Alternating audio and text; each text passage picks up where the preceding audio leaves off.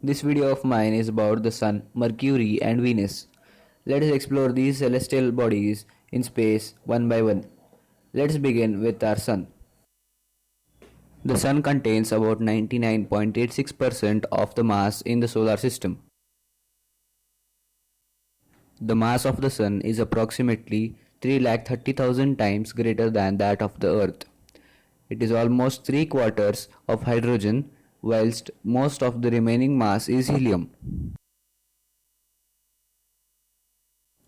When the Sun has burned all its hydrogen, it will continue to burn helium for 130 million more years. During this time, it will expand to the point that it will engulf Mercury, Venus, and Earth. At this stage, it will have become a red giant. The Sun travels at the speed of 220 kilometers per second. The Sun is 24,000 to 26,000 light years away from the galactic center.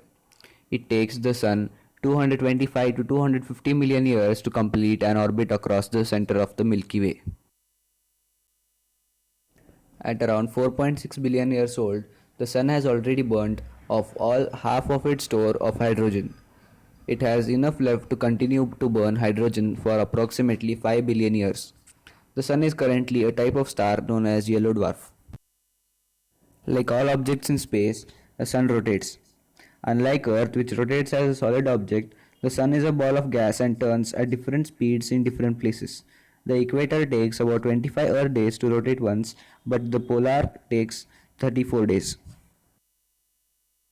The temperature at the surface of the Sun is about 5600 degrees Celsius. The temperature rises from the surface of the Sun inward towards the very hot center of the Sun, where it reaches 15 million degrees Celsius. Moving on to Mercury. Mercury's highly eccentric egg-shaped orbit takes the planet as close as 47 million kilometers and as far as 70 million kilometers from the Sun. It speeds around the Sun every 88 days, traveling through space at nearly 47 kilometers per second, faster than any other planet.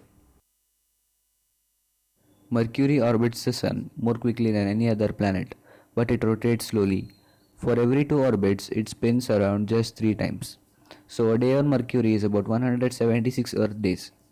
Such long days and nights coupled with a very thin atmosphere which gives the greatest surface temperature range of all planets. In the daytime, the surface is hot enough to melt lead, but at night it is so cold that it can liquefy air.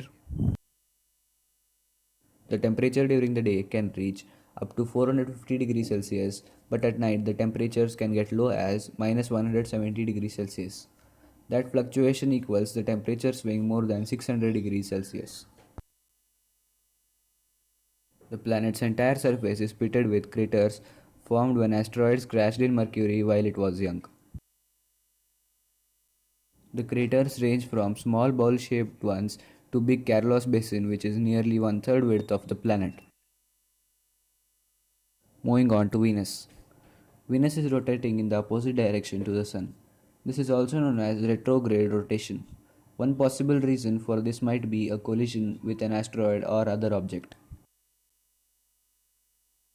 There are more volcanoes on Venus than on any other planet in the solar system.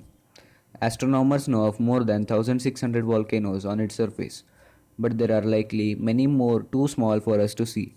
Scientists think of most of these are dormant, though a handful may still be active. The tallest mountain on Venus is Maxwell Mounds, standing over 20,000 feet or 8.8 kilometers high. Venus rains sulfuric acid and has many huge winds blowing on its surface. If you would stand on the surface of the planet, then you could be blown away by those winds. But however, if you would stand on the surface, then it would be really very hot and you would be immediately turned into ash.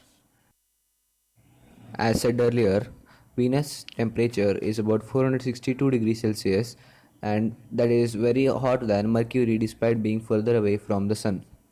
This is because of the high concentration of carbon dioxide in Venus's atmosphere, which works to produce an intense greenhouse effect, trapping heat in the atmosphere like a blanket and causing the temperature of the planet to be much higher than proximity to the Sun.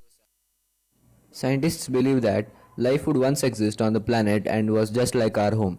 It was covered with oceans of water about 32,000 feet deep, just like planet Earth.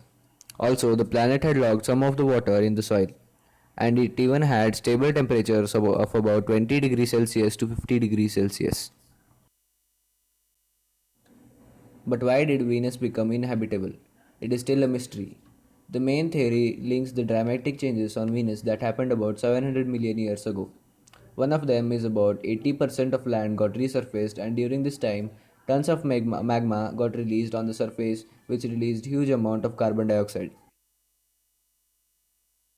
On Earth, the rocks absorb CO2 and thus effectively removes the axis. But something different happened on Venus. It all went terribly wrong. The magma solidified on the surface of the planet and thus remained on it. This didn't allow the rocks to absorb carbon dioxide. The atmosphere on the planet became 90 times denser than that of the Earth. It's no wonder that combined with enormous amount of carbon dioxide, it led to a runaway of greenhouse effect. As a result, the temperature on the planet rose up to unbearable 462 degrees Celsius. On top of that, so much solar radiation started to hit the planet that it couldn't maintain the liquid water on the surface anymore. This led to an extinction on the living beings on the planet. Scientists believe that before the catastrophic explosion, life could have existed on the planet. Hey, if you learned something new today, then give this video a like and share it out to a friend and drop a comment down in the comment box. If you still not have subscribed to my channel, then click the subscribe button and hit the bell icon to stay notified. My next video will be on interesting facts on the Earth, Mars and the asteroid belt. Thank you. Meet you soon in the next video.